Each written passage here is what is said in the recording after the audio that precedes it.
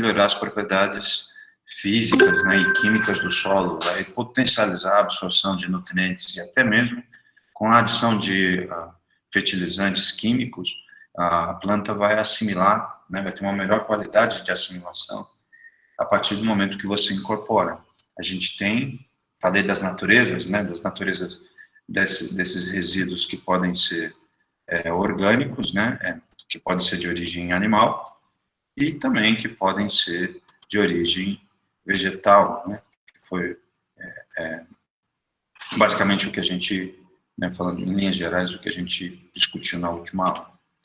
Então, vou falar hoje, então, sobre biodegradabilidade, que tem a ver com o próximo encontro, do encontro 2, de compostos xenobiontes. A gente vai ver compostos estranhos, alguns deles eles têm uma dificuldade maior de biodegradação, né?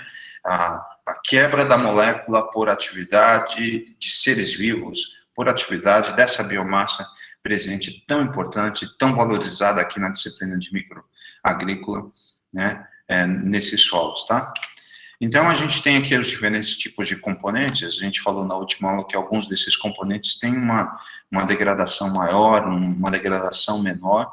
Então, uma das questões que a gente falou que era um dos componentes, substratos, tipos de substratos, que eu me lembro, eram a glicose, que ela era muito fácil de ser degradada. Então, aqui na primeira semana de decomposição, quando você tem um material orgânico com muita glicose, você tem aqui a 73%, né,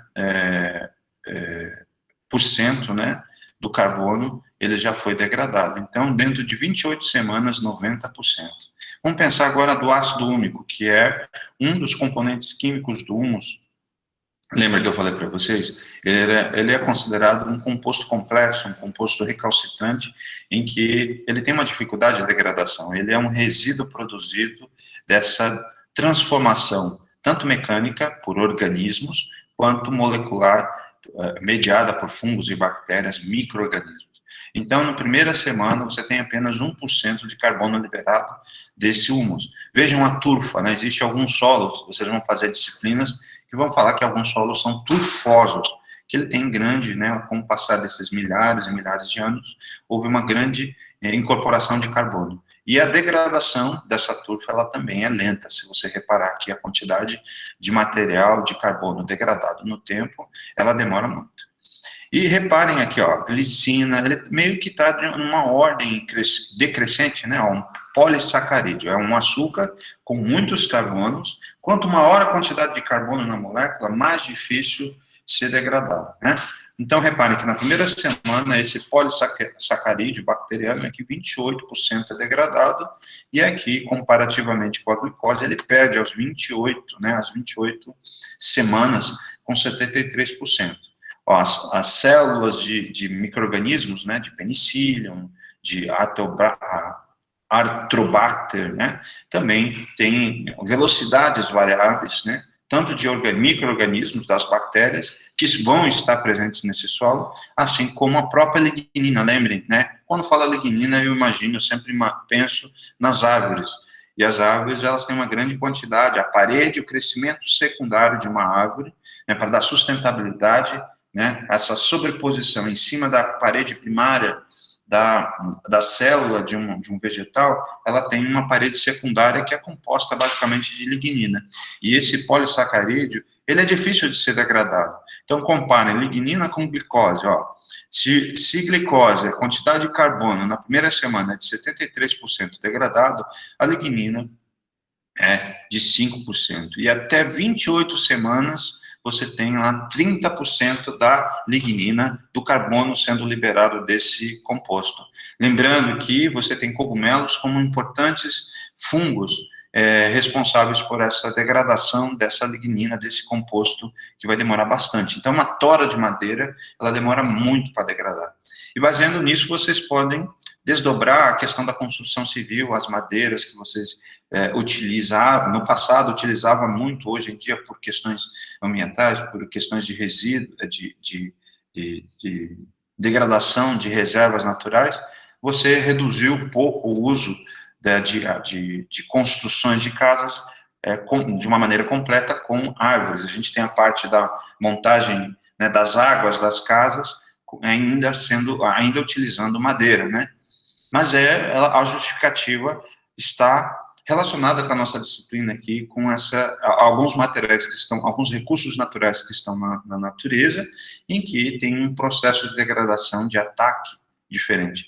E eu vou mais além ainda, agora uma opinião minha, que pelo fato de você não ter uma grande diversidade, principalmente com relação à lignina, você tem um alvo de um grupo de micro-organismos que degradam essa molécula, então isso faz com que isso perpetue por um tempo maior e que tenha uma dificuldade maior de degradação. Então vocês vão ver lá nas secas, né, de pastagem, cogumelos degradando as madeiras, as toras que vão estar presentes nesse local. Sobre essa lignina, né, então você sabe que a biomassa, né, a parede celular vegetal, ela é composta de lignina, como eu falei para vocês, parede secundária, hemicelulose, como se fosse um elemento transitório, intermediário, e a celulose, falando de uma maneira geral, né, os botânicos sempre colocam que a celulose está para a parede primária, assim como a lignina está para a parede secundária. E aí vocês poderiam questionar, então um pé de alface, um pé de repolho não tem lignina, professor? Então, é justamente essa forma de pensar. Então, se você analisar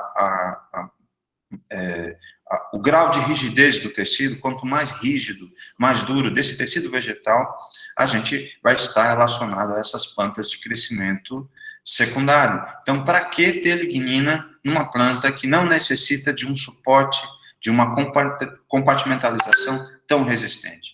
O aumento da resistência, falando do ponto de vista evolutivo para as plantas, que é mediado pela lignina, ele está intimamente ligado à questão do porte, ao hábito de crescimento, ao tamanho dessas plantas. Se essa planta tem um tamanho mais elevado, evolutivamente, porque os vegetais de ambiente terrestres, eles coevoluíram do ambiente aquático para o ambiente terrestre. E aí eles passaram por esses processos de adaptação. E a relação de celulose e lignina é um dos pontos evolutivos desses grupos. Né? Vocês viram isso, né, João Vitor? Interessante.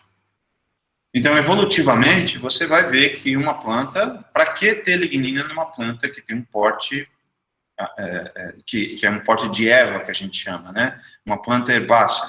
Então, e aí vocês vão ter processos de degradação desse composto, desse elemento que faz parte da parede celular e que a gente usa para papel, tem várias finalidades que a gente tem, para construção civil, caso das madeiras.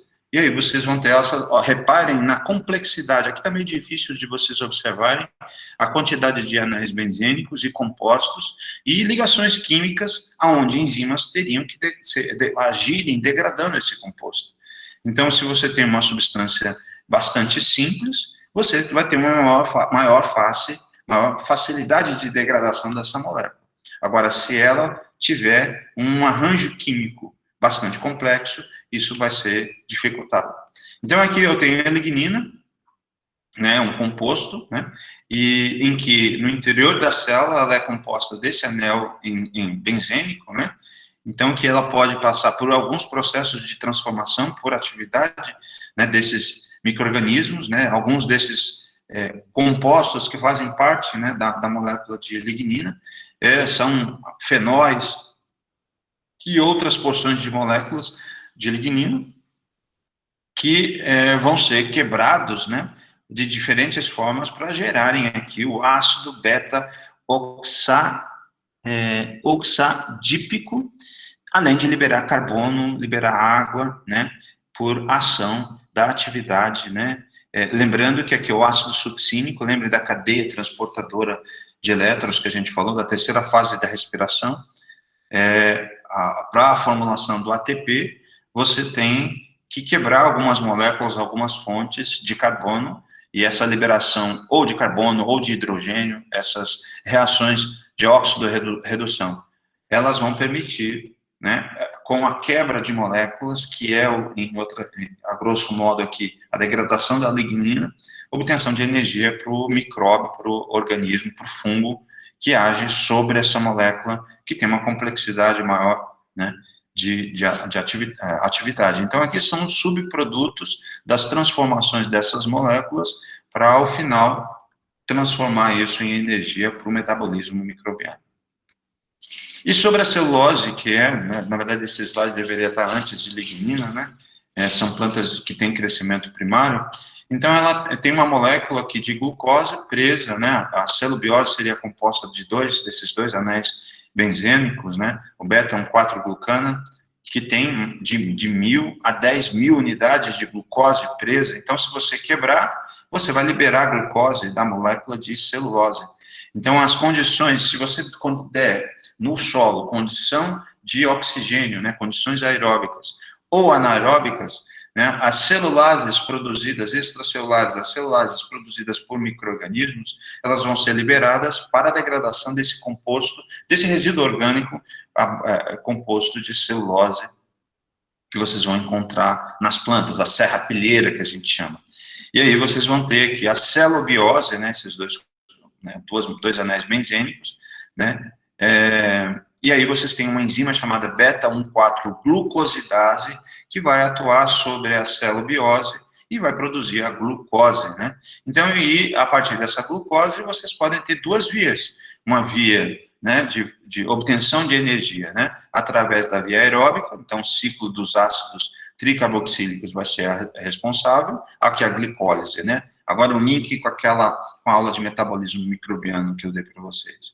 E aqui vocês podem também, em cima da glucose formada, né, degradada a partir da beta-1,4-glucosidase, pode ocorrer a fermentação anaeróbica, lembrando que essa fermentação, essa respiração anaeróbica, o aceptor de elétrons para degradação, para a reação de óxido-redução, para liberar energia e captura dessa energia dentro da molécula de ATP, é outra molécula diferente do oxigênio. E isso a gente pode chamar de fermentação anaeróbica, né, ou respiração anaeróbica. Sobre a pectina, que é um outro componente também, que vocês podem encontrar que tem na natureza, que possa haver dificuldades. Então, você tem aqui a pectina, né, a representação estrutural da pectina, ela é composta pelo ácido galacturônico, desculpem que a letra e a qualidade do slide não está tão bom, e aqui o ácido galacturônico metilado, né, que ele tem uma metila presa no anel benzênico. E aí as pectinases, né, se é uma pectina, então você vai ter uma enzima que vai, extracelular, produzida por micro-organismo, por bactéria ou por fungo, que vai agir sobre esse composto, sobre a pectina, gerando, né, quebrando o anel benzênico e gerando o ácido, esse ácido ainda manteve, né, gerando ácido galacturônico, e aqui isso ocorrendo, né, no interior da célula desse micro-organismo, ele pode seguir duas vias do metabolismo, uma via aeróbica, né, seguindo o ciclo dos ácidos tricarboxílicos, né, ou uma via anaeróbica, né, gerando, onde o aceptor de elétrons não é o oxigênio, enfim, que é uma via fermentativa de transformação, de degradação da molécula de pectina. Sobre a taxa de decomposição dos materiais orgânicos, né, então, à medida que você vai passando o tempo, né, você sabe que os açúcares, e o amido é um tipo de açúcar, considerado um açúcar mais complexo, se a gente fosse colocar numa escala, né, o processo de decomposição, a velocidade de decomposição, né, vocês têm aqui de mais ou menos 1 ano de degradação ativa até aqui,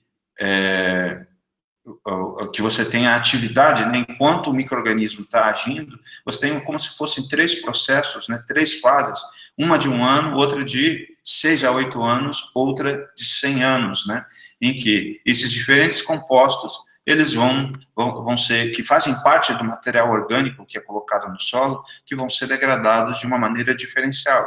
Então, você tem frações de açúcares, de amidos, de proteínas, de celulose, de lignina no material orgânico, e nessa escala, quem se degrada, né, nessas 3 frações de uma maneira mais rápida, né, são os açúcares e os amidos, em segundo lugar, proteínas, em terceiro, quarto lugar, a celulose e a lignina, né. Lembrando, agora, fazendo um link lá com a disciplina de anatomia que vocês estudaram, que é a composição da parede celular de plantas que têm crescimento primário, plantas de pequeno porte, parede primária, celulose. Plantas que têm crescimento secundário são as plantas que têm parede primária e secundária, onde a parede tem esse depósito de lignina. Então, essa velocidade de decomposição é maior nos momentos iniciais em que o micro-organismo fica em contato com esses compostos, que é a constituição química do material orgânico, e isso vai demorar esse tempo para a ação de todas essas enzimas que são sintetizadas por essas diferentes componentes que representam a biomassa microbiana. Na figura B, você tem aqui, né, uma representação, é claro, uma representação hipotética, né, de um substrato de 0 a 2 anos, de um substrato a partir de resíduo vegetal, que ele seria composto, né, de celulose, né, hemicelulose, que é um açúcar complexo, né, um polissacarídeo, lignina e proteínas, né, as quantidades, né, 18% de lignina é a maior parte da constituição de celulose. E aí vocês têm aqui pigmentos, graxas, pectinas em menor quantidade.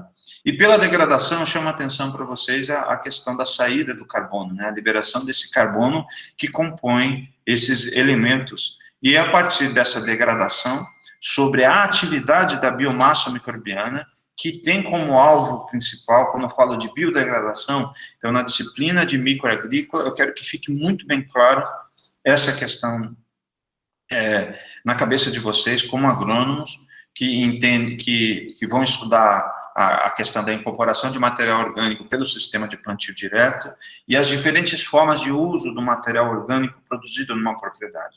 E que esse material orgânico, ele tem diferentes constituintes, e que esses constituintes são alvo, e quando a gente fala de ciclagem biológica, quando eu falo de biodegradação, são alvo dessa biomassa microbiana. Então, entendam que a valorização que a gente vem falando e vem colocando a questão da diversidade, a manutenção dessa biodiversidade através das práticas agrícolas, elas vão ajudar a responder, vão ter efeitos sinergísticos positivos para o sistema produtivo, de modo que você, essa padronização que a gente vê dos processos, que às vezes a gente vê um aluno da agronomia entendendo que é pura e simplesmente seguir uma receita de bolo, então um protocolo que basta fazer adubações de plantio, de cobertura, aplicar produtos em diferentes épocas, inseticidas, herbicidas, fungicidas, ou até mesmo outros elementos que estão, de certo modo, são incluídos de uma maneira sistemática e padronizada dentro da agricultura. Esse padrão, a gente já sabe, e a gente já tem vários vestígios, vários indícios científicos de que isso não é um bom caminho de desenvolvimento dentro do sistema agrícola e que as plantas podem responder, podem produzir, mas elas não vão, de repente, isso de uma maneira equilibrada, de uma maneira perpétua, e entender o sistema agrícola, né, como esse fruto dessa inter-relação, e que você também considerar, na verdade, né, nos sistemas tradicionais, a gente vê, às vezes, alguns sistemas que desconsideram a biota do solo, desconsideram a valorização, a presença dessa biomassa para transformar, e entender que, às vezes, o nutriente que é tão essencial, a água que é tão essencial para uma planta, essa absorção, essa conexão com esses componentes, né? Se você imagine um veículo, e esse veículo, todas as suas peças da engrenagem não forem perfeitamente encaixadas, ajustadas, como que você vai conseguir fazer com que esse veículo execute trabalho?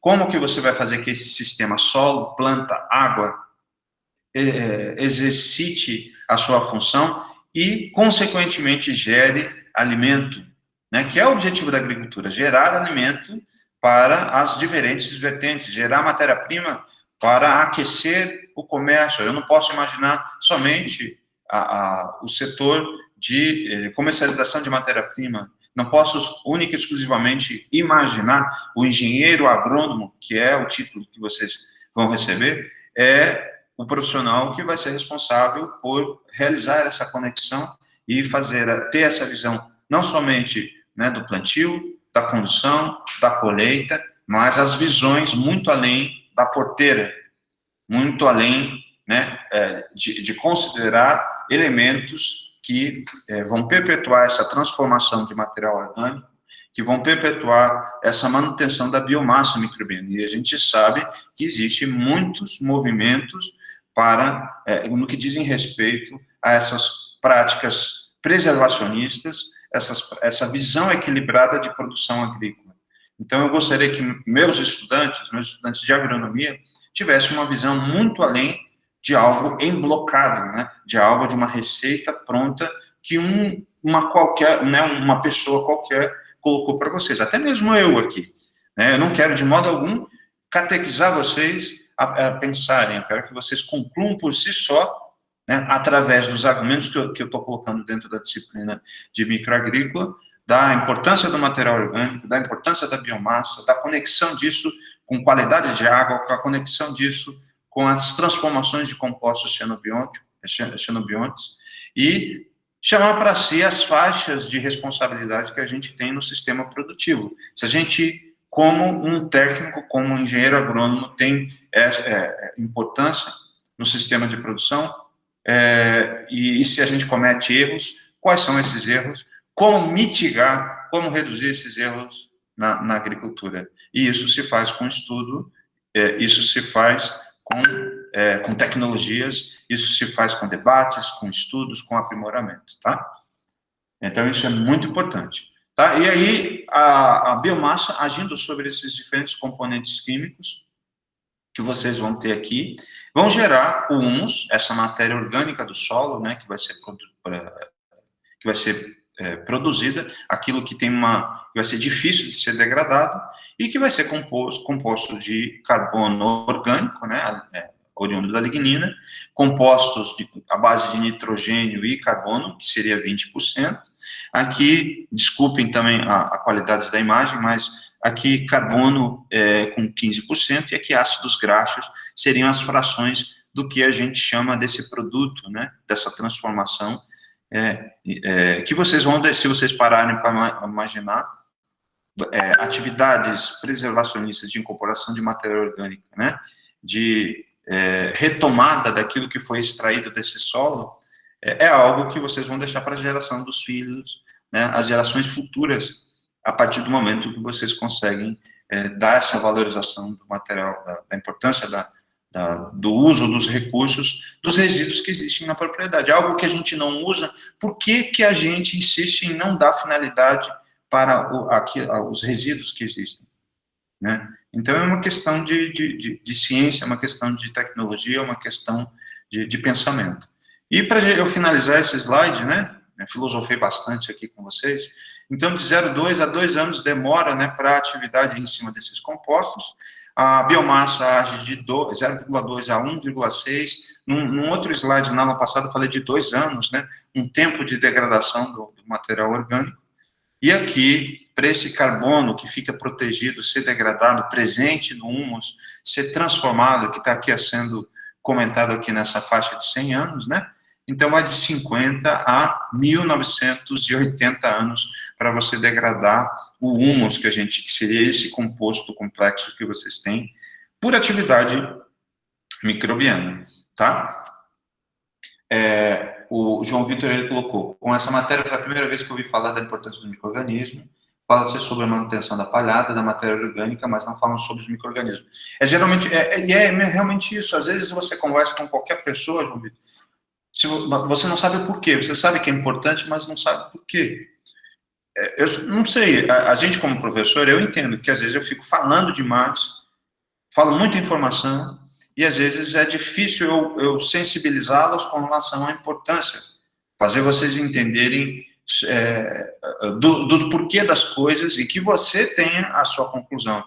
Eu só gostaria que você, mesmo que você discordasse de alguns pontos que eu colocasse, mas que você tivesse a sua opinião formada sobre esse tópico que a gente está falando em microagrícola, que envolve transformar, que envolve o bom uso das coisas. O bom uso, talvez esse rigor que exista, não estou querendo criticar a adubação, por exemplo, a agricultura orgânica, ou todas as outras categorias de agricultura que a gente fala, que a gente tem possíveis, mas que a gente possa entender melhor o que representa cada elemento, e se eu puder fazer bom uso desses recursos naturais que eu tenho disponíveis, uma coisa é a regra, outra coisa são as formas como a gente age perante as condições que são dadas para a gente. Né? Tudo aquilo que eu falo para vocês, falamos sobre drones, às vezes a gente fala sobre um monte de tecnologia, e você vai trabalhar dentro de um espaço em que você não vai ter acesso a essa tecnologia.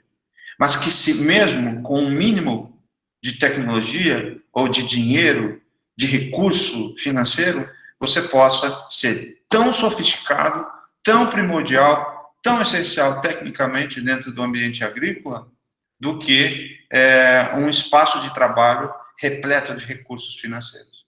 Então, que isso seja um elemento mais importante e que isso seja a motivação melhor de trabalho, né? De novo eu divaguei aqui.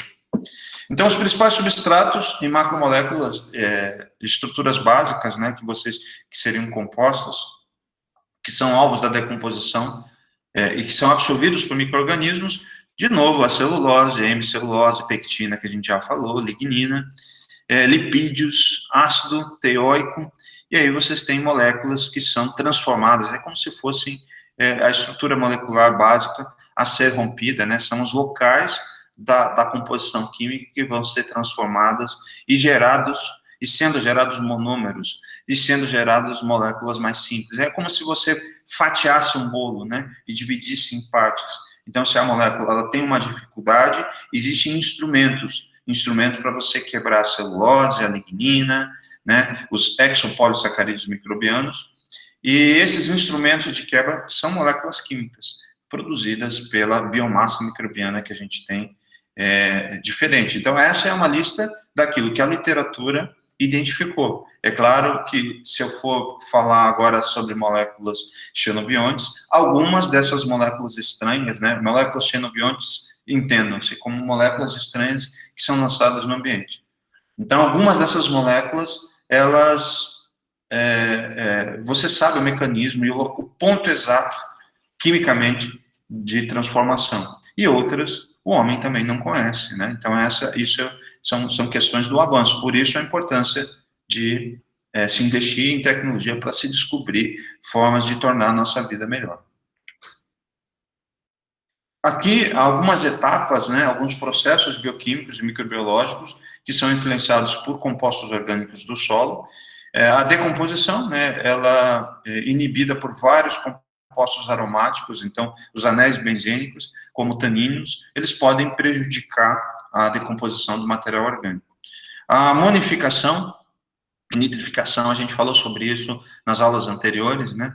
A monificação é a atividade dos amonificadores, ela pode ser inibida, né, exemplos de efeitos, né, por vários compostos presentes na rizosfera, compostos que podem ser oriundos de plantas, das populações, das interações que ocorrem dentro desse sistema. A nitrificação, existem dois gêneros, nitrosomonas e nitrobacter, elas são muito sensíveis a vários aleloquímicos, né? A gente vai falar sobre isso, eu acho que eu falei na última aula, são compostos que inibem outros, né, compostos produzidos por micro-organismos ou organismos que inibem a população, o crescimento de outros organismos. E nesse caso, a nitrificação fica prejudicada a partir do momento que existe essa inibição de nitrosomonas e nitrobacter.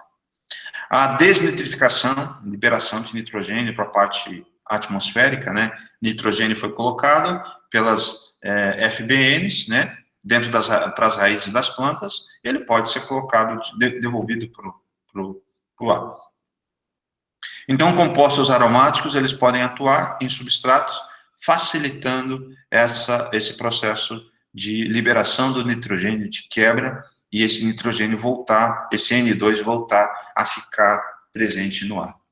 Então, a fixação biológica que a gente falou, a presença dessas FBNs, né, bacteriostáticos, né, a presença de bacteriostáticos nas sementes, e indutores gênicos de nodulação na rizosfera de plantas, esses compostos, eles podem ajudar a fixação biológica, alguns efeitos, né, alguns efeitos são negativos, outros positivos. A absorção vegetal, então as funções radiculares são afetadas por concentrações tóxicas de anéis benzênicos, né, de compostos aromáticos. Já os compostos, eles podem favorecer a absorção de micronutrientes como ferro e aqui ele colocou fósforo, né? Então, mas fósforo ele não é um micronutriente, né? Fósforo é um macronutriente, nitrogênio, fósforo, potássio. Talvez ele queira dizer que ele seja absorvido numa proporção diferente em relação a potássio e nitrogênio, né?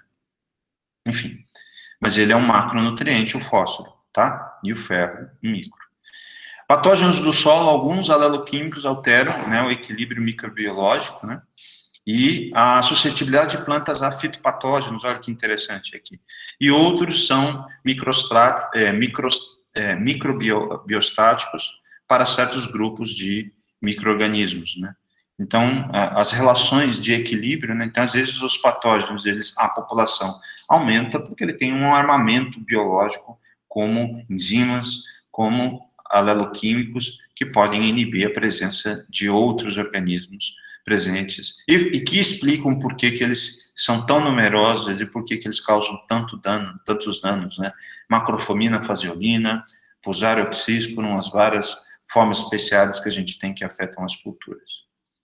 Sobre o ataque de nematóides, né, vários compostos atuam como nematicidas, como o rotenona, né, que é produzido, que é presente em Crotalária, ou o caso da glicidina, né, que prejudica a mobilidade ou encistamento de heterodera, né, que é um nematóide que insista, e que vai ter um efeito que a gente chama de nematostático, né, ele vai impedir com que o nematóide circule, então ele tem uma reboleira e que essa reboleira não amplie, então daí a questão do efeito das plantas antagonistas para o controle desses nematóides fitopatogênicos, tá? E as micorrizas, que são fungos, que os processos bioquímicos, né, que ocorrem, são vários compostos aromáticos, eles estimulam como a formononetina, eles podem estimular a produção, a multiplicação desses fungos, e, consequentemente, os benefícios sobre as plantas da interação das micorrizas, e em altas concentrações eles podem inibir os fungos micorrízicos, né? Então, tudo que é demais pode ter efeito negativo, né? E esses compostos aromáticos, eles têm esse efeito. Alguns exemplos de aleloquímicos encontrados nos solos: em café, o ácido cafeico, o ácido cumárico, né? Então, cada cultura, eles podem exudar pelo sistema radicular alguns compostos que vão ter efeitos sobre algumas populações. Que bom se sempre esses efeitos aleloquímicos produzidos, né, tivessem efeitos sobre fitopatógenos, né? Com certeza, quando a gente estuda a fisiologia do parasitismo, você tem algumas dessas moléculas sintetizadas por algumas dessas espécies de plantas, né? Eu já vi isso em literatura, em que explicam a resistência da planta, né? Por que a planta é resistente àquele patógeno? Por causa da eliminação de alguns desses compostos. Os aspargos, né, ele produz o ácido 3,4 de hidroxibenzoico, ácido cafeico, ácido ferúlico e ácido metilênico, que seriam os compostos aleloquímicos. Cereais, né, vocês vão ter o ácido hidroxifenilacético, escopoletina, o ácido ferúlico, ácido vanílico, né, e muitos outros compostos dentro dos cereais. Então, pare para pensar, se vocês no futuro forem melhoristas, e a gente sabe que uma das linhas do melhoramento de plantas é a superexpressão de alguns compostos químicos. Então, se você faz com que alguns desses compostos, que são inibidores de alguns patógenos, você pode criar uma planta resistente a partir do momento em que ou você transforma geneticamente, incorpora genes, que faz com que tira de cereais e coloca no café, e coloca em frutíferas, em outras espécies. Isso pode acontecer com um advento, né, da descoberta de regiões genômicas de algumas espécies vegetais, e pode construir plantas que superexpressem. Lembrem do TI, né, do milho, que expressa uma proteína que matam a lagarta. E todo esse processo que ocorreu para o surgimento dessas plantas transgênicas que nós temos, e com milho, com resistência à lagarta, as várias categorias de milho, de soja transgênica para resistência à lagarta. Né? Ah, mas eu não gosto de transgênico, então produza. Né? Então, se você for parar para pensar, existe um custo com inseticida para você cultivar aquela soja. E a partir do momento que você transformou, você reduziu esse custo. O processo produtivo, ele envolve investimentos de sementes, de insumos, de preparo de solo, e que, no final do sistema produtivo, ele tem que gerar uma matéria-prima, e que essa matéria-prima, ela remunere, ela pague todos os custos, e gere uma rentabilidade, gere lucro, para que possa sustentar e planejar um novo sistema agrícola.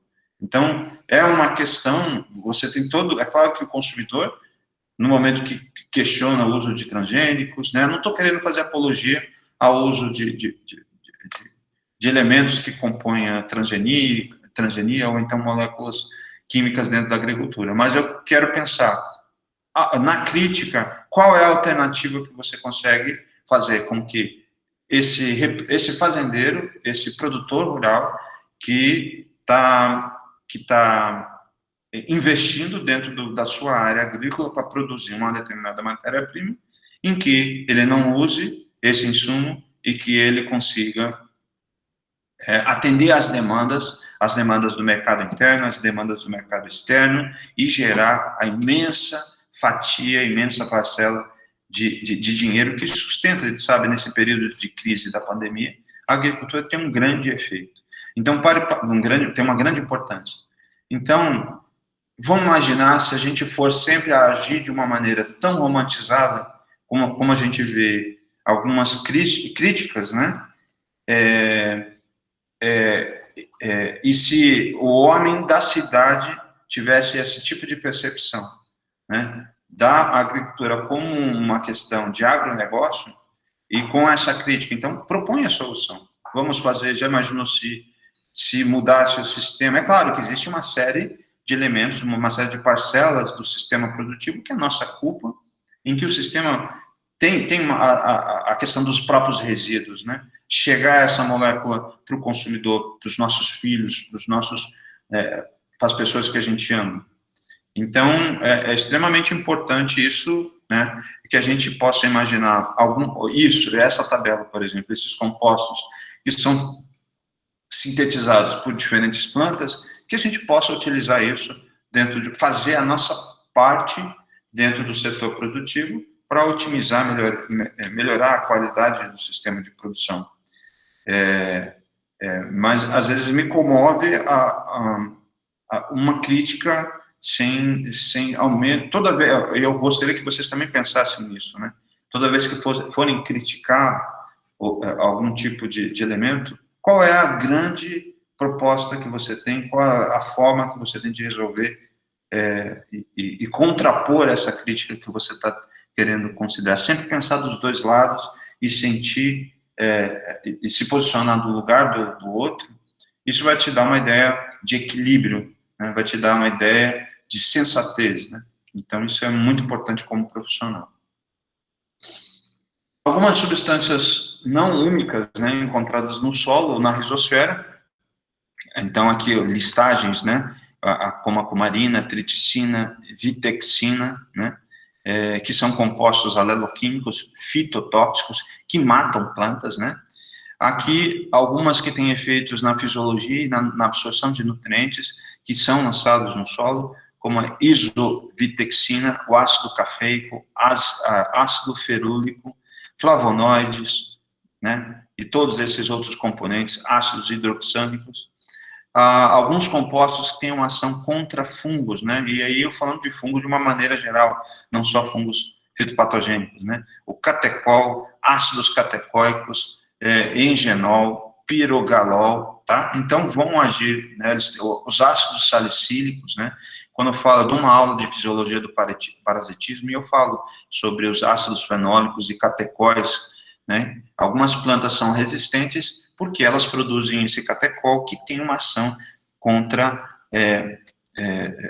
antracnoses, por exemplo, o fungo neocoletótrico que causa antracnose em algumas culturas, tá? Então, são alguns desses elementos, né, desses exemplos de moléculas que têm ações antibacterianas, antinematistáticas, né, que vão, na verdade, por um momento, impedir esse nematóide de caminhar, de ampliar a área, né, essa reboleira onde ele habita. Alguns sinais moleculares que podem ser ativados para as plantas são decorrentes de algumas dessas moléculas que são, né, desses compostos não únicos, que são depositados nessa área viva desse solo. Então, imagine a rizosfera, o quanto que ela é complexa, o quanto de compostos que a gente tem, não é pura e simplesmente areia, silt, argila, hifa de fungo, célula de bactéria, umidade. Então, essas interações de componentes vivos e não vivos, elas vão gerar inúmeros compostos, além desses compostos oriundos dessa vegetação que vai estar lá presente. Então, se vocês viram anteriormente, se você cultiva feijão, então você vai ter nessa rizosfera uma maior quantidade dessa categoria de compostos aleloquímicos que vão estar presentes. E por que eu não utilizo isso direcionado ao sistema produtivo? Por que eu não compreendo que esses compostos têm ações que a gente pode aproveitar, que eu posso potencializar pela manutenção da biomassa, pela incorporação de material orgânico, e que isso possa fazer frente a uma nova, não digo nova, né, mas um elemento acessório, um elemento a mais para o sistema produtivo, além do controle químico, além das adubações químicas, adubações orgânicas, além das várias formas de eu conduzir a minha planta, de eu conduzir a espécie que eu estou cultivando, usando esses compostos presentes na rizosfera. Então, você tem aqui as várias atividades dos seus compostos, ações, sinais moleculares, como eu falei para vocês, e os inibidores de alguns processos metabólicos que podem prejudicar, que podem agir sobre esse sistema solo, água, planta, né, solo-planta. Sobre aleloquímicos, o que eu falei agora há pouco, né, várias vezes, sobre esses compostos aleloquímicos.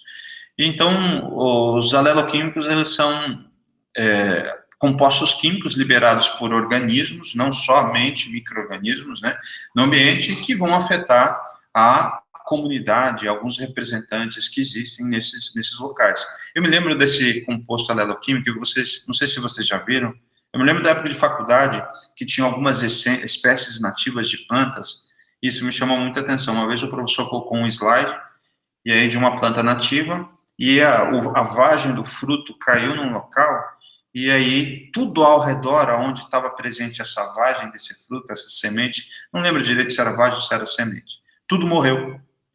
E aí daí foi o conceito que ele colocou na minha cabeça da questão do composto aleloquímico. Aí eu vi dessa ação, né, a forma de afetar tudo, né, não só a atividade microbiana, mas todos os seres, porque o professor era professor de plantas daninhas, e ele falou dessa história de um composto exalado por uma planta nativa, e que para favorecer a perpetuação da espécie, daquela espécie nativa, ela tinha um composto aleloquímico que matava tudo ao redor, e aí ia dar tempo, né, que ia ter uma ação herbicida, que ia dar tempo daquela semente germinar. Então, eu achei aquilo muito genial, do ponto de vista do quanto que a natureza é perfeita, e o quanto que ela está nos dando muitas informações e respostas a respeito dos acontecimentos que ocorrem na natureza. Tá bom? Então, o que acontece, né? Os vários resíduos, vegetação, resíduos vegetais, eles vão sofrer decomposição e eles podem liberar para essa rizosfera esse aleloquímico nessa solução do solo também.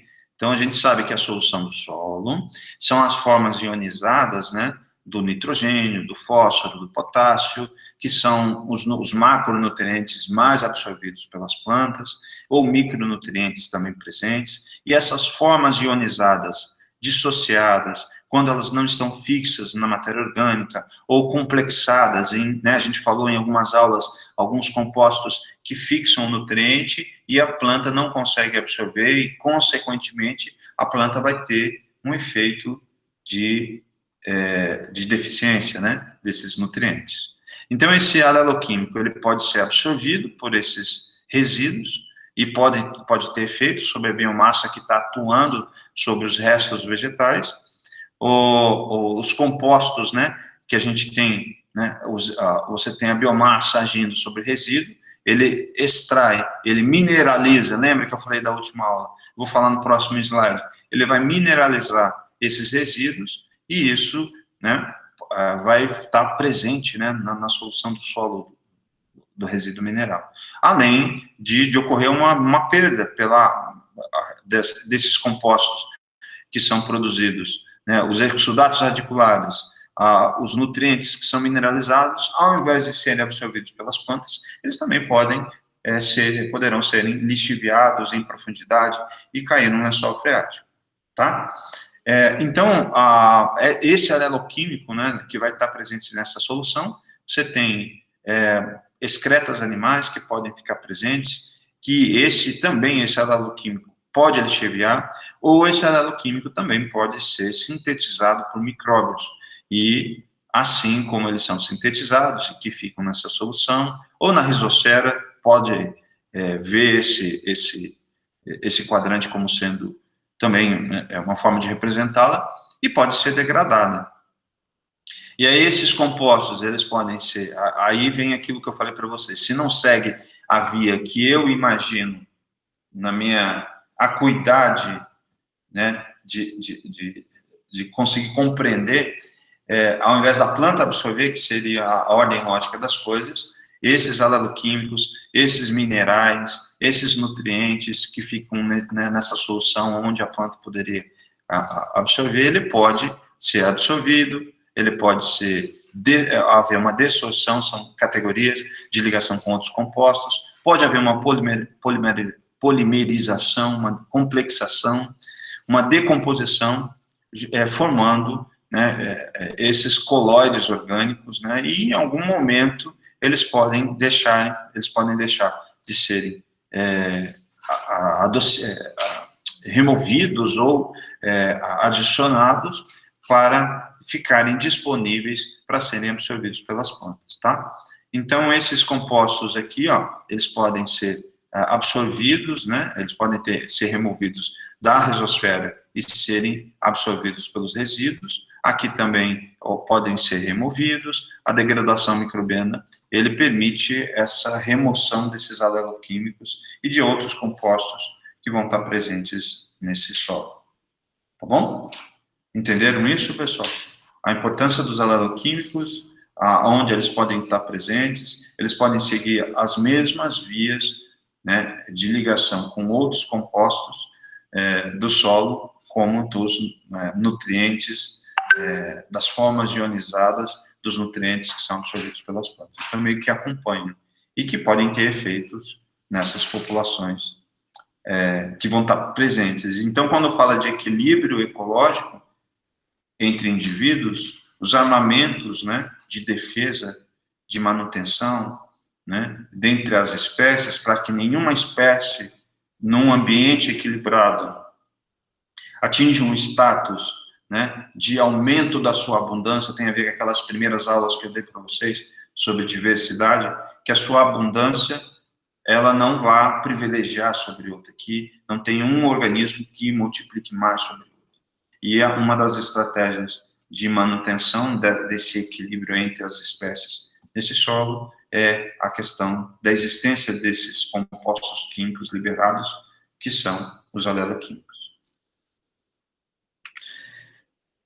Aqui é a interação com relação ao esquema, né, os mecanismos e os efeitos dos compostos orgânicos bioativos sobre componentes do ecossistema e alguns processos interfaciais que são relacionados, né, com relação o solo, né, e os organismos, vocês têm interações aqui de biopesticidas, toxinas, as fitolexinas, né, algumas fitolexinas são sintetizadas pela interação, por exemplo, de organismos com plantas, e elas são moléculas sintetizadas, produzidas somente quando essa planta interage com esses organismos. Tem muitos micro-organismos, a gente chama de SAR, resistência sistêmica adquirida, mecanismo de resistência pós-infeccional.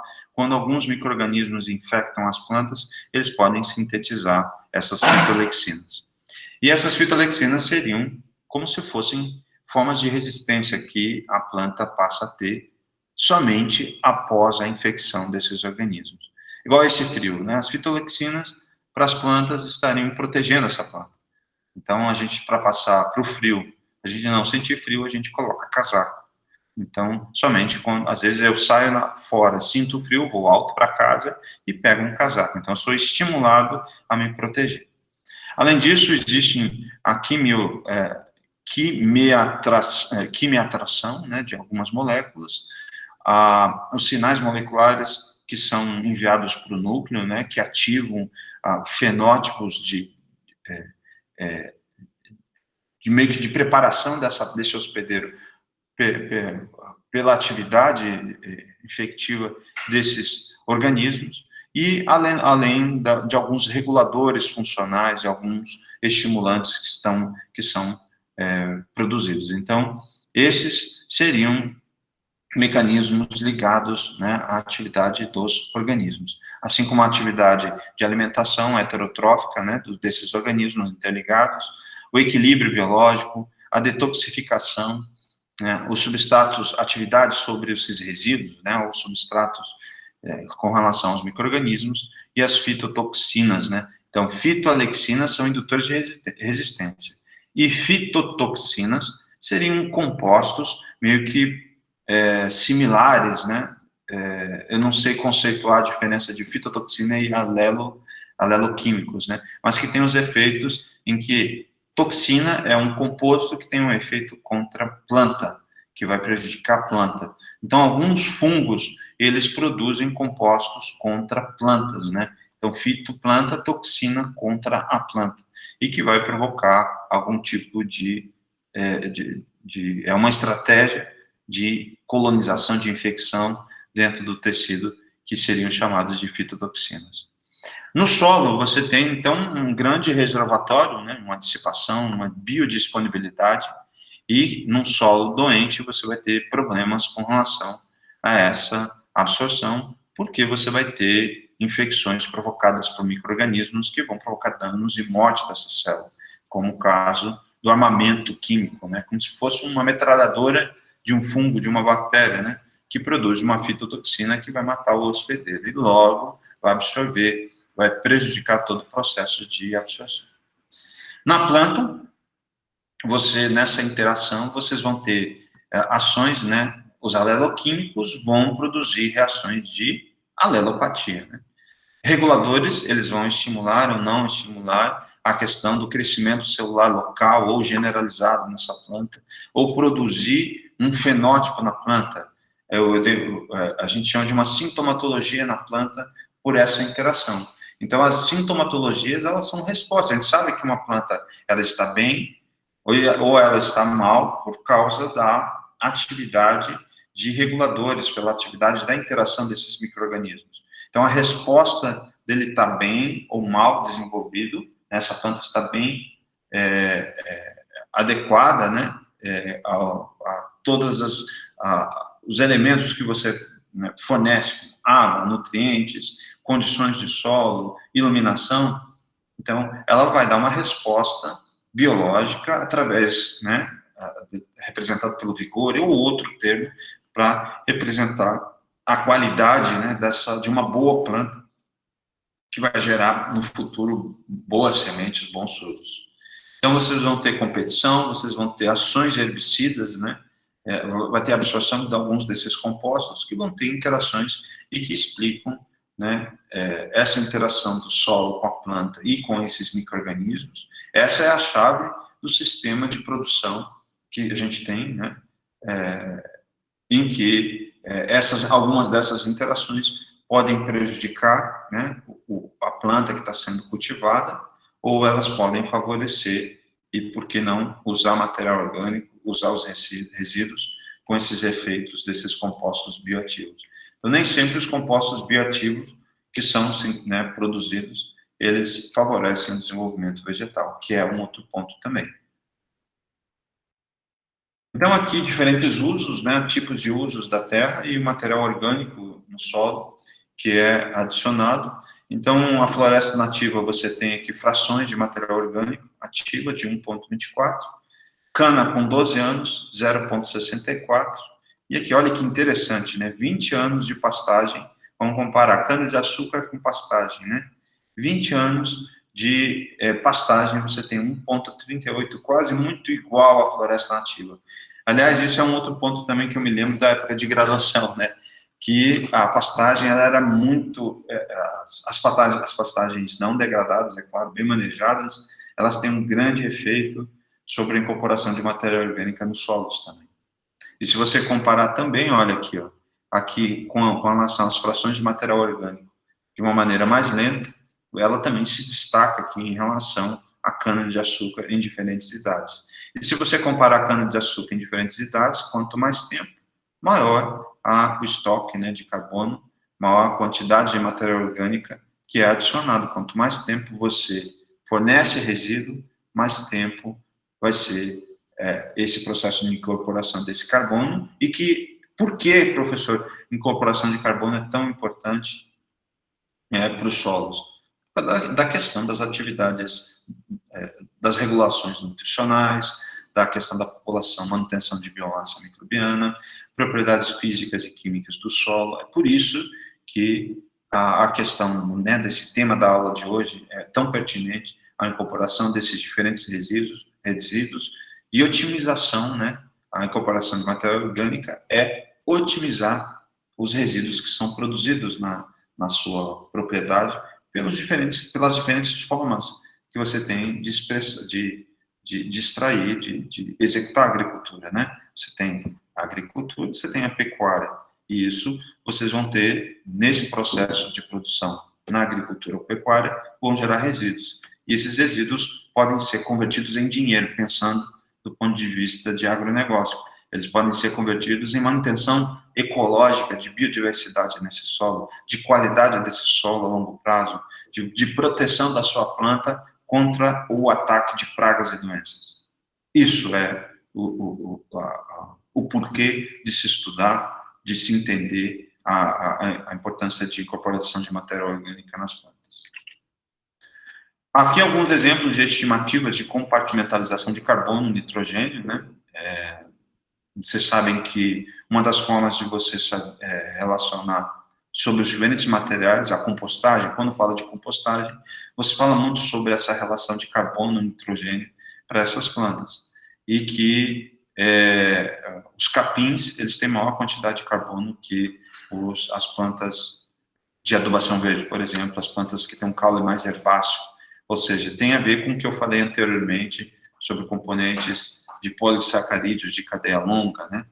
Então, se ele tem algumas espécies vegetais, elas degradam mais tempo porque elas têm a constituição química da sua matéria seca, ela tem compostos que são mais difíceis de serem degradados e demoram mais, não que sejam mais difíceis, mas que vão demorar mais para degradar, e se demora mais, dentro de um cronograma agrícola, ela vai proteger por um tempo maior, manter a umidade desse solo e manter a biomassa, né, vai fornecer alimento para a multiplicação e proliferação dessa biomassa microbiana, representada por fungos, né, bactérias, protozoários. E aqui, nessas estimativas, né, dessa compartimentalização com relação ao carbono em quilos por hectare, a parte aérea, né, a biomassa, né, da parte aérea de uma planta, ela fornece a quantidade de relação de carbono e nitrogênio, né? Então, ela fornece mais quilos por hectare, né, 1.130 quilos por hectare de carbono, do que nitrogênio. A parte aérea fornece 20 quilos, né, de nitrogênio por hectare. E aí vocês veem bactérias e fungos carbono, né, 363 quilos por hectare e 82 quilos por hectare de nitrogênio. E os outros organismos maiores, né, insetos, né, vocês vão ter menores quantidades. Então, restando a ideia de que o carbono e o nitrogênio, ele tem uma grande participação, né, por importância da parte aérea, né, então, se fosse traçar o protagonismo, seria da parte aérea dos vegetais, que são colocados no campo, e por bactérias e fungos.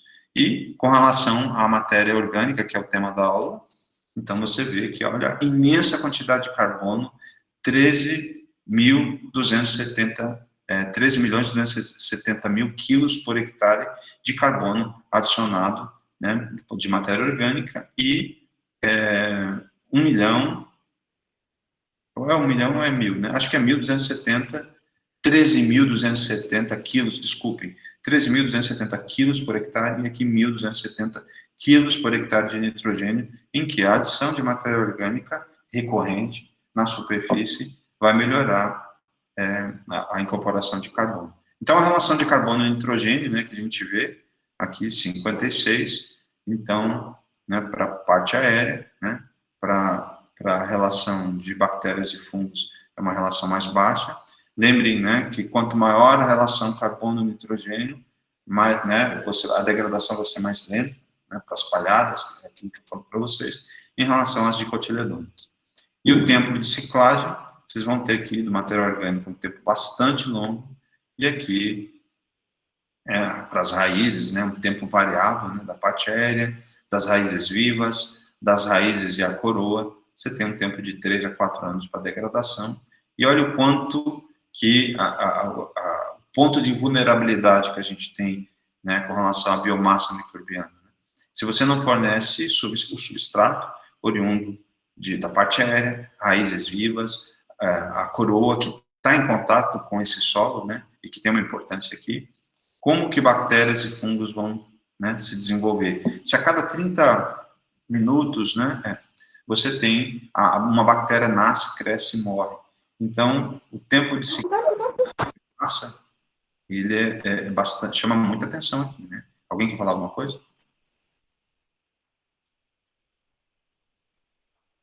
Tá? Então, aqui, relatando a importância, né, da existência, né?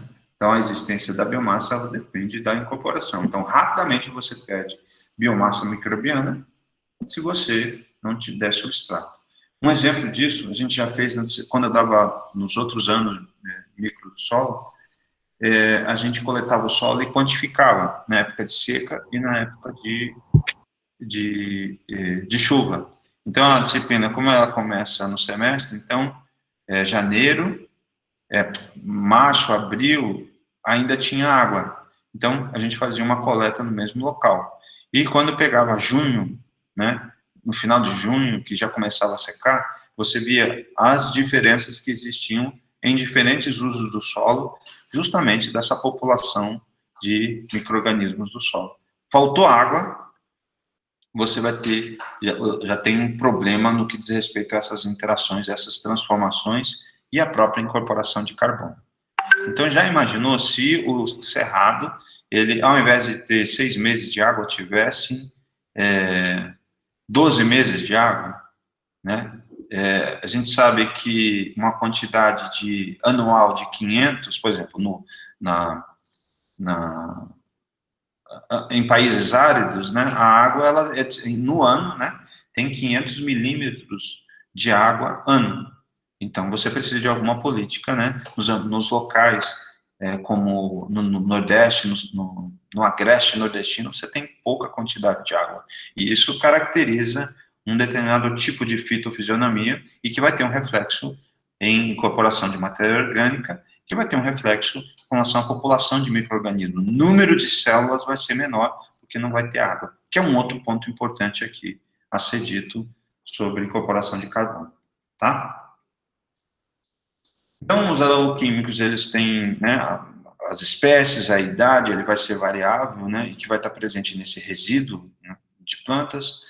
Ele tem uma importância com relação à nutrição e ao ambiente, E vários processos de síntese e degradação, processos biológicos, vão disponibilizar nessa solução do solo, né, que até esse momento eu não tinha falado para vocês, em diferentes concentrações, com graus de persistências variáveis e com atividades direcionadas, em muitas vezes, para um determinado alvo, para uma determinada população de organismos, de plantas, né, sobre esses aleloquímicos. E esses aleloquímicos vão explicar, vocês vão estudar plantas daninhas e vão perceber que, às vezes, em alguns momentos, uma determinada população de plantas daninhas crescem, uma determinada população de culturas crescem. Então, a latência que você vai verificar, às vezes, para algumas plantas, não sei se já aconteceu com vocês, algumas espécies nativas, você coloca no solo ou coloca dentro de uma condição e você molha sempre. Eu, por exemplo, uma vez eu estava fazendo um ensaio de avaliação anual de sementes de plantas nativas e eu deixava para germinar durante o ano inteiro. Então, sempre, a cada a cada 3 dias, a gente umedecia, 2 vezes na semana. E depois, aí tinha algumas espécies de plantas que demoraram 6 meses para germinar. Qual é a explicação delas germinar? É a questão dos aleloquímicos, as questões de viabilidade. Tem algumas espécies de plantas que você vai na literatura, tem lá 30 dias para germinar, mas se você ficar experimentando, mantendo, né, colocando água, né, que é uma condição para hidrólise, né, dos carboidratos, né, do amido da semente, e ela germinar, então às vezes ela germina em 2 meses, 3 meses, e por que que isso acontece? Por que que a população, o banco de sementes, às vezes demonstra, de plantas daninhas no campo, demonstra o surgimento em alguns períodos do ano? Então, é provavelmente uma regulação dada por aleloquímicos e essas interações dessas microbiotas que estão presentes, que estão ativas, que estão secretando alguns desses compostos que, de certo modo, funcionam como um obstáculo, como um freio, né, para o desenvolvimento das plantas cultivadas. Então, esse é um ponto aleloquímico. O professor Paulo, né, de plantas daninhas, ele vai falar muito sobre isso, e ele tem muito a ver com plantas daninhas. Eu vejo sempre pessoas que trabalham com plantas daninhas questionarem, né, você vê no campo muito capim amargoso, pega a semente de capim amargoso, planta a semente de capim amargoso, não só capim amargoso, mas muitas plantas daninhas, e por que que não germinam? Então, tem essas relações de aleloquímicos, tem essas relações de latência, né, é um outro termo que chama para semente, de ela ficar dormente, né, um certo modo dormente, e depois de um certo ponto, ela germina. Então, isso é um momento mais propício, né, fisiologicamente, para essa planta desenvolver. Então, esses aleloquímicos, eles podem ser absorvidos, podem ter uma ação de fitotoxicidade, de inibição temporária do crescimento ou definitiva, e vão ter atividades em processos bioquímicos e impactos na biota nessas regiões. Sobre a cafeína também, na verdade, esse slide deveria estar lá junto com a celulose, né? Então, a cafeína, né, a xantina, aqui os vários subprodutos, e olha que interessante, da transformação da metilxantina, né, da cafeína, para a xantina mais mentol, né, esses 2 subprodutos gerados, você tem aqui uma atividade que foi descoberta, realizada por enzimas, por compostos, produzidos por pseudomonas, bacilos e penicillium. E o que eles fazem? O que esses fungos fazem? A remoção hidrolítica de grupos metílicos. E aí vocês têm, em cima desses 2 compostos, a transformação por Proteus e Serratia, são 2 gêneros de bactéria, que transformam a xantina e o metanol, né, através da produção da enzima xantina desidrogenase e em produção de ácido úrico. Então, parem para pensar, se eu provoco algum tipo de distúrbio, de desequilíbrio no meu solo, na minha biomassa, e eu não tenho a atividade das enzimas, dos compostos que catalisam, que quebram a cafeína em xantina, que quebram a xantina e o metanol em ácido úrico. Então, isso é a explicação da existência desses compostos que são da ação, né, xenobiante do homem, produzindo compostos que prejudicam o equilíbrio ecológico e que explicam do porquê que um organismo patogênico é favorecido e ele entra, de certo modo, em uma supremacia em relação às outras populações de micro-organismos existentes no solo. Então, aqui, por exemplo, bactérias dentro da família das Enterobacteriaceae. Enterobacteriaceae são bactérias entéricas, ligadas ao meu trato digestivo. Escherichia coli, vocês vão encontrar nas fezes de animais. Então, essas bactérias que vão estar presentes nos estrumes, elas vão, por exemplo, vão produzir ureato oxidase para transformar o ácido úrico numa etapa, ou alantoato desaminase, ou ureidoglicato liase, né? Que palavrões, né? Para transformar o ácido úrico em ácido glioxílico, mais ureia. Então, essa seria uma via molecular de transformação em que você tem, para cada etapa, produtos, enzimas que vão catalisar específicas e que são importantes à existência, à distribuição desses micro-organismos para que haja a ciclagem biológica. Então, isso é uma representação, uma compreensão mais bioquímica da ciclagem biológica de um determinado composto que pode ficar persistente no ambiente, tá? Então, aqui alguns exemplos, né, de substâncias precursoras de aleloquímicos, agora voltando à temática de aleloquímico. Então, é matéria orgânica, então hoje eu também estou falando com uma profundidade sobre aleloquímico. Então, a hidrojunglona, ela permite, né, produzida por essa planta, Juglans nigra, a oxidação desse composto e produzindo um juglone, né, um poderoso composto alelopático, e que esse composto pode ser degradado por pseudomonas. Isoflavonas, que podem, né, produzidas, né, por triflórium subterrâneo, elas podem sofrer degradação. A oxidação é um processo de degradação também, e produzida em compostos tóxicos em grandes pastagens.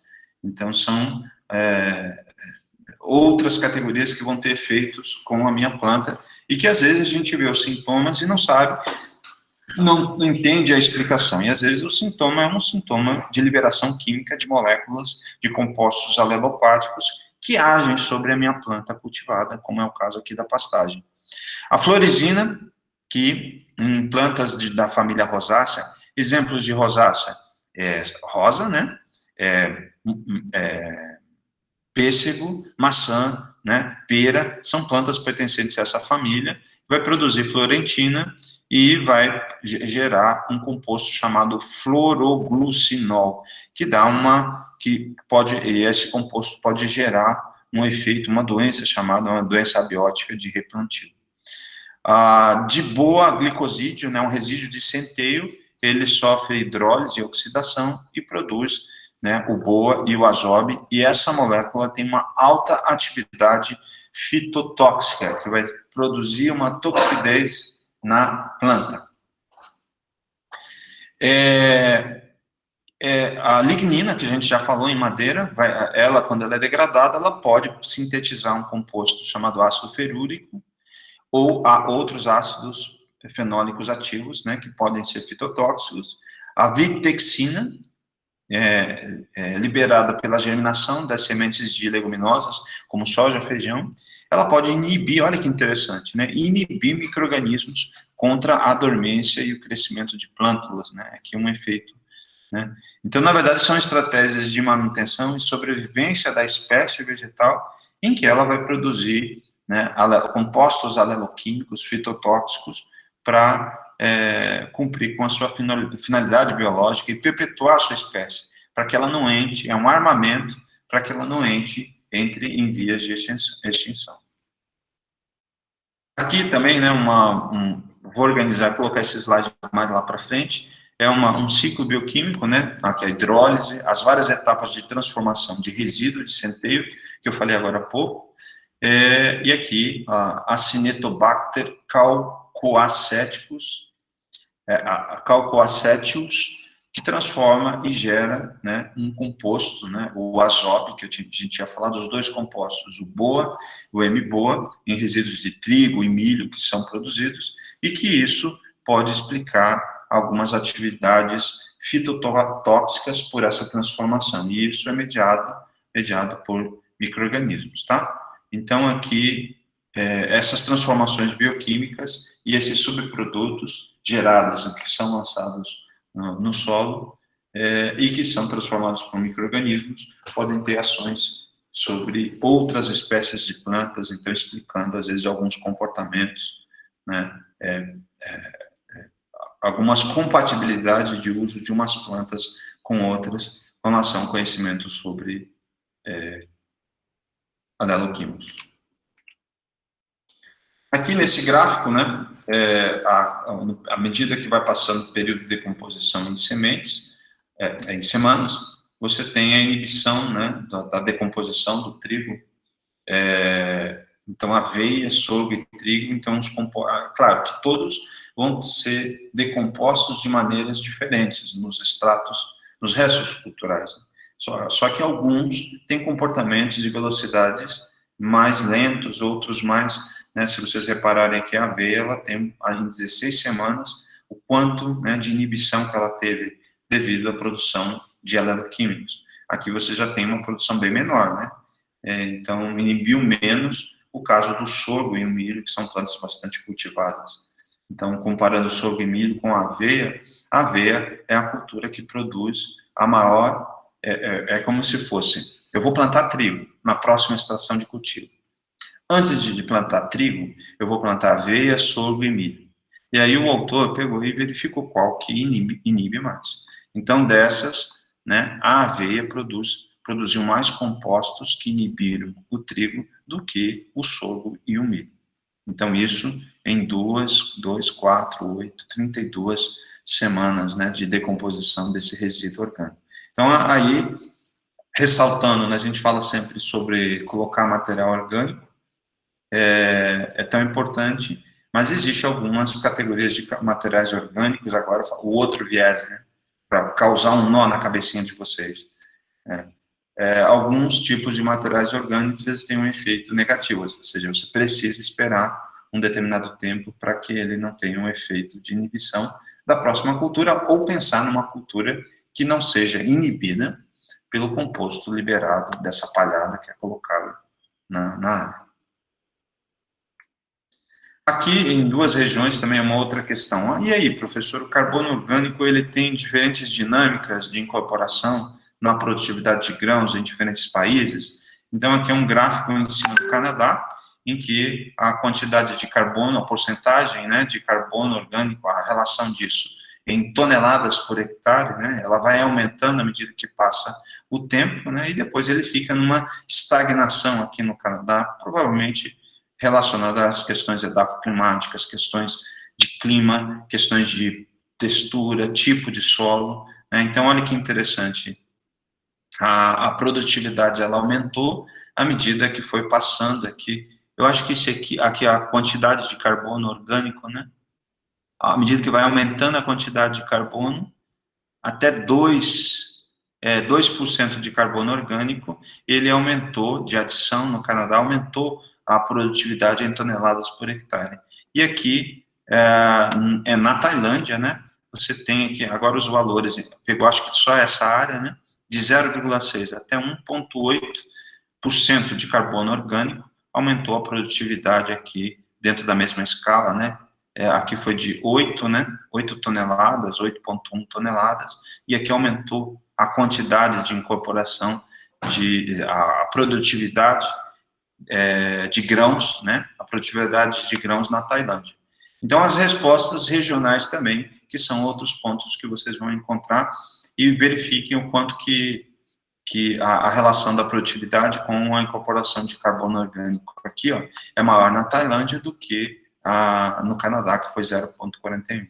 Ele teve um ponto de máxima, né, aqui, né, maior, e depois, à medida que foi passando o tempo, à medida que teve incorporações maiores, acima de 2%, né, 2%,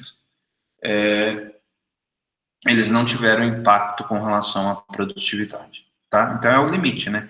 Igual, às vezes, eu vejo alunos me perguntarem, então, se a luz é a chave para a fotossíntese, então, se eu tenho um dia com 12 horas, então eu vou pegar essa planta e vou cultivá-la em 24 horas de luz, né? seguindo uma lógica, né? Quanto mais luz, mais carbono, mais açúcar, mais produção. Não, existe um ponto de máximo, né? Então, você vai ter, biologicamente, esse ser vivo, que é essa planta que faz essa fotossíntese, tem esse ponto máximo para converter isso em produção. Então, da mesma forma, você tem aqui as condições que esses dois países estão dando com relação à adição de uma determinada quantidade de carbono, eles têm um nível de resposta, né, para cereais, que é o caso aqui, grãos, né, para darem respostas em nível de produtividade, que são os pontos que a gente tem que considerar. As coisas, a ideia racional que nós temos sobre a vida é uma coisa, e como a vida ela nos coloca os pontos críticos, pontos limites, é uma outra coisa. Então, as interações entre seres vivos, eles não seguem na mesma ideia que a gente tem de quanto mais melhor, né? Quanto mais luz, quanto mais carbono a planta vai produzir, vai dar mais resposta. Então, descobrir pelo menos o limite que dá resposta já é uma boa forma de sair do seu ponto de inércia, né? Sair do seu ponto de fugir desse espaço de cumprir de protocolos, né? E esquecer questões técnicas importantes que vocês estão vendo aqui dentro da faculdade.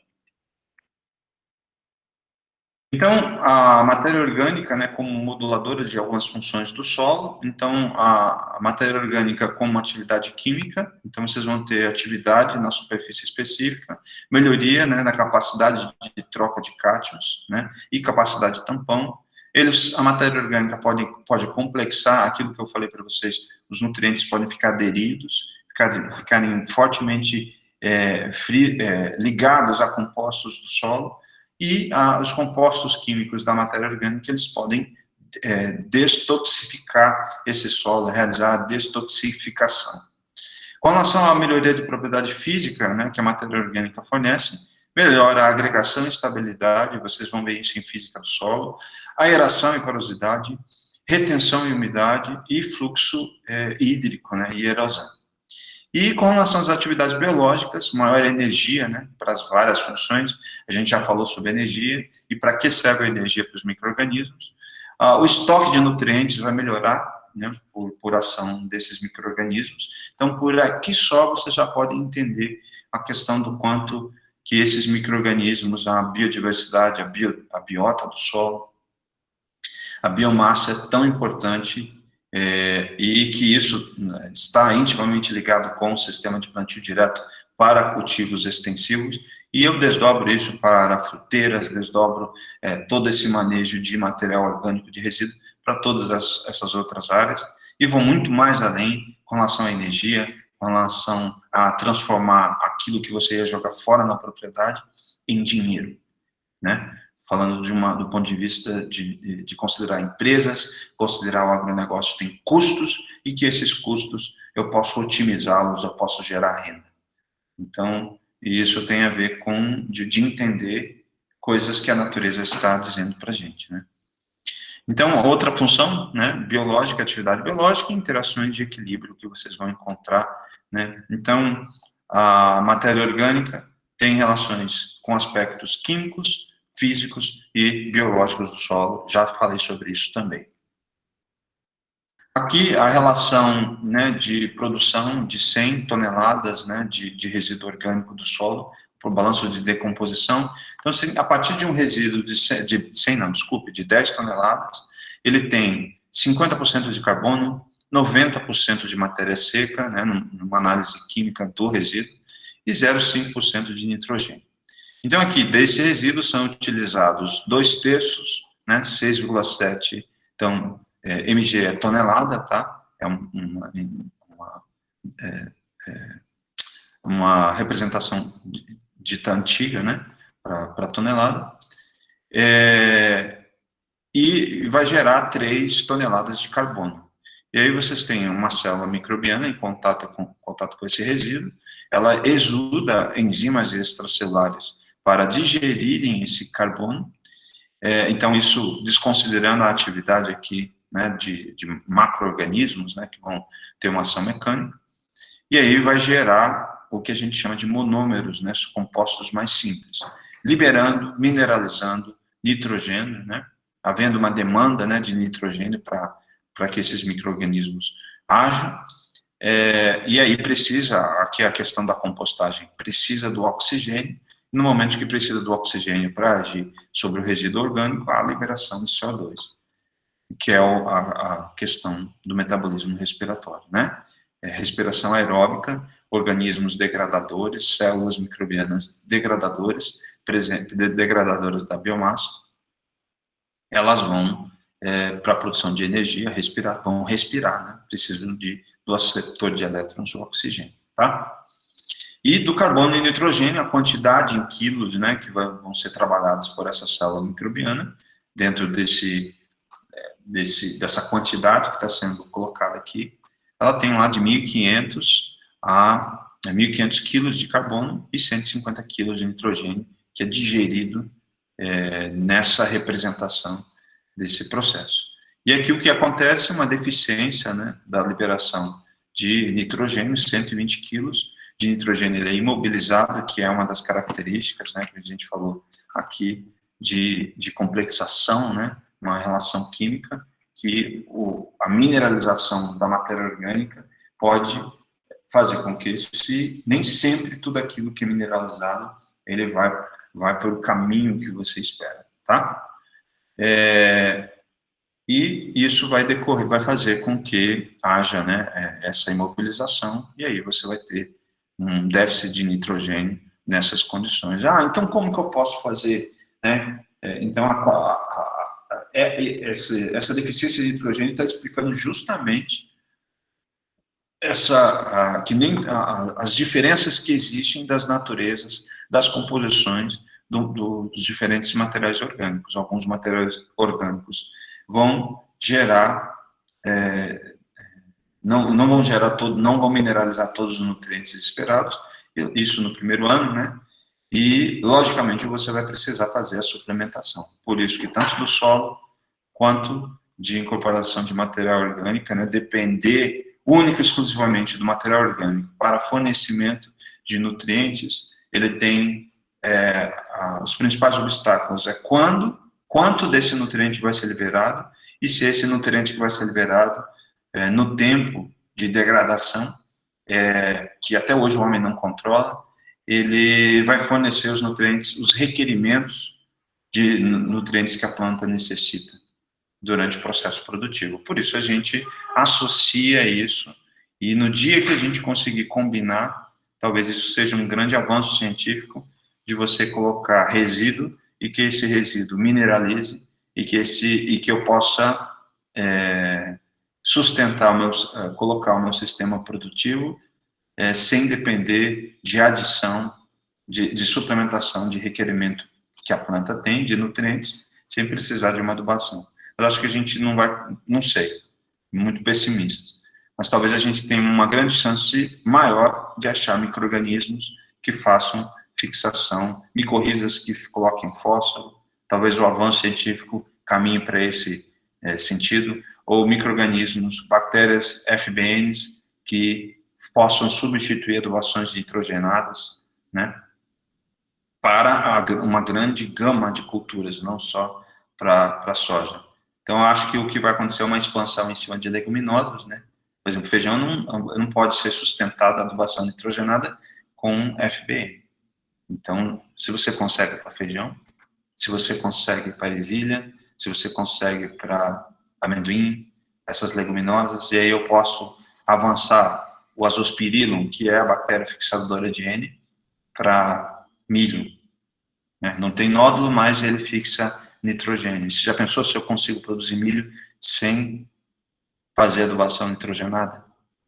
Então, isso fica para vocês pesquisarem o futuro, né? O futuro da agricultura. O futuro da ciência vai estar com vocês. Aqui, deixa eu ver quanto tempo a gente tem. A gente está bastante estourado, falei demais hoje.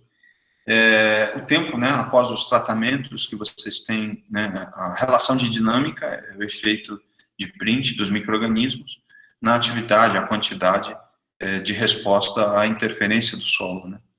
a mudança de liberação que ocorre, um efeito independente dos micro-organismos, seria esse primeiro gráfico aqui, o EP1, né, sobre a questão de liberação de nutrientes, e aqui a microbiota, né, esse efeito a longo prazo, né, após os tratamentos, que você tem um ponto máximo, né, de mineralização, e depois disso, né, então, por uma espécie vegetal que tem uma amplitude de tempo, né, no campo, então é ideal que essa liberação, ela seja, a cada estágio fenológico, ela seja disponibilizada para essas plantas, né.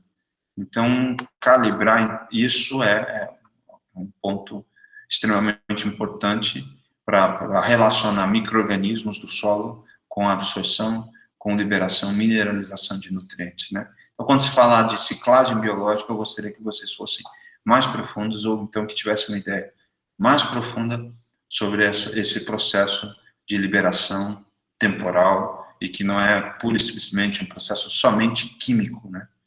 Planta, produto químico perto dessa planta, água que dissolva esse produto químico e que a planta absorva. E que essa absorção, ela tem mais um protagonista, que são os micro-organismos. Aqui, alguns compostos, né, importantes para as plantas, né, e aqui as formas orgânicas, né, dentro dos vegetais e animais, né, o que ela vai compor. Então, o carbono serve para açúcares, primeira coisa, né? Compostos xenobiontos, de todas essas listagens que vocês têm, açúcares mais ou menos complexos. O nitrogênio também é um outro ponto, às vezes vocês, né, esse slide é muito interessante no que diz respeito a, vocês aplicam nitrogênio, fósforo e potássio. Para que serve o nitrogênio? Nitrogênio é um componente essencial do núcleo das células do ser vivo.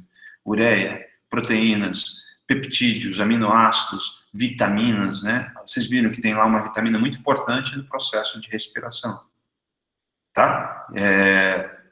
Então, vários componentes orgânicos precisam desse nitrogênio. O fósforo, né? Saber para que serve aplicar o fósforo para um vegetal. Então, ele vai ser um componente dentro da célula vegetal, muito importante, né? A base fosfatada do DNA, ela, né? Como o próprio nome diz, precisa do fósforo, no ácido nucleico. Os fosfolipídios. Aonde que tem fosfolipídios? Agora eu vou apertar vocês. Não fiz nenhuma pergunta até agora para vocês. Qual parte da célula de uma planta tem fosfolipídios? Das organelas, ou enfim. O que vem na cabeça de vocês quando você fala de fosfolipídios? É da membrana, né? Muito bom. Membrana celular, né? Então, a gente, lá em microbiologia eu falei de bactéria, e a bactéria é composta de 60% de proteína e 40% de lipídio. Só que o lipídio era fosfolipídio. Então, é meio que essas quantidades, elas variam. Então, o fósforo que você coloca vai ter um efeito para o núcleo, vai ter um efeito para a membrana celular. Logo abaixo, a parede celular da planta, né? Parede com celulose, ou parede primária, secundária, toda aquela história. Muito bom, João, muito bom, Giovanni. E o enxofre, que ele é importante para aminoácidos, vitaminas, ésteres, sulfóxidos, né? Então, é importante pelo menos vocês saberem para que serve o carbono, né? Eu pelo menos associei carbono, açúcar, nitrogênio, ácido nucleico, fósforo, ácido nucleico e membrana, né? Que são elementos que são absorvidos em tanta quantidade, vão compor elementos orgânicos tão primordiais para a célula vegetal, mas para que serve isso, né? Da adubação. É meio que, em um momento ou outro, alguém vai questionar para vocês para que serve o adubo, as funções. Aqui alguns exemplos, né, de mineralização e mobilização de nutrientes em função da qualidade do substrato em condições aeróbicas, né? É um processo, né, de óxido, redução, de quebra, né, em cima do substrato. Mas o que eu queria saltar para falar sobre esse slide aqui. Esse slide aqui, que é o último slide, a gente já falou sobre eles, né? Então, relembrem, né, que sobre esses resíduos de plantas e animais, vocês vão ter também resíduos de poluentes, que a gente falou que isso tem a ver com as cidades também, né? Quando a cidade questionar em cima do uso de pesticidas na agricultura, né? com o uso de fertilizantes químicos, o uso de transgênicos e todas essas tecnologias que nós temos, vocês vão explicar, mas vocês também coloquem eles contra a parede também, né, no que diz respeito ao que vocês fazem para tratarem os seus resíduos sólidos e resíduos líquidos, a qualidade, a forma como vocês degradam o ambiente, né, dentro dessas cidades. É muito fácil ficar de braço cruzado e como um consumidor para receber o alimento, né? Então, algo, né, promover um diálogo, colocar as coisas, os pingos nos seus devidos lugares, né? Não quero gerar demônios, mas que as pessoas também entendam, né? Então, se eu estou aqui para apontar o dedo para você, significa que meu teto não é de vidro, né? A imagem, o meu teto, ele pode quebrar. Então, eu de forma alguma vou apontar o dedo para você, porque eu tenho um monte de coisas também que eu contribuo, né? E eu falo assim, até nós também, aqui dentro do interior, que a gente também contribui para a degradação ambiental. Então, vamos dialogar, mas vamos também pensar a nossa parte de culpa em cima dessas questões. Mas o que eu queria fechar com essa questão da matéria orgânica, né? Elas têm essas diferentes fontes, o micro-organismo vai agir, bactérias, fungos, microfauna, vai liberar oxigênio durante esses processos. Uma parte dessa matéria orgânica gerada de origem animal, vegetal, né? As plantas que fazem fotossíntese, as plantas que liberam oxigênio, eles vão produzir o humus, que é um composto recalcitrante e que vai demorar, vocês viram, muitos anos, né? E que melhora em inúmeros pontos as propriedades do solo. Consequentemente, vão desfragmentar dessa matéria orgânica alguns compostos que são absorvidos pelas plantas, que né, amônia, nitrato, fósforo, enxofre e muitos outros componentes. Graças a essa biomassa, e eu vou muito além, né, biomassa e a questão mais de trituração pelos outros organismos também tem um papel aqui, que a gente pode considerar.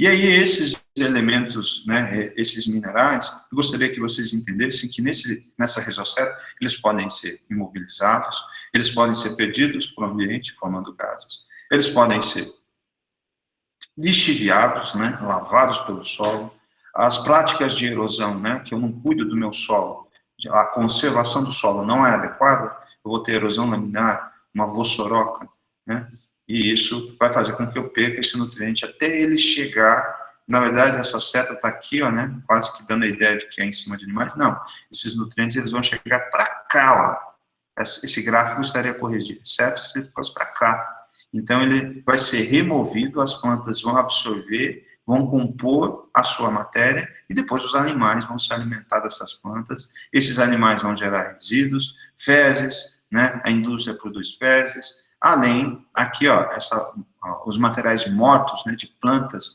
também poderia ter uma conexão aqui, ó, em cima desse gráfico, fazendo uma correção. E isso fecha o que eu queria falar para vocês sobre o conteúdo da aula de hoje. Eu pensei que eu ia terminar mais cedo, mas hoje eu acho que eu fiquei muito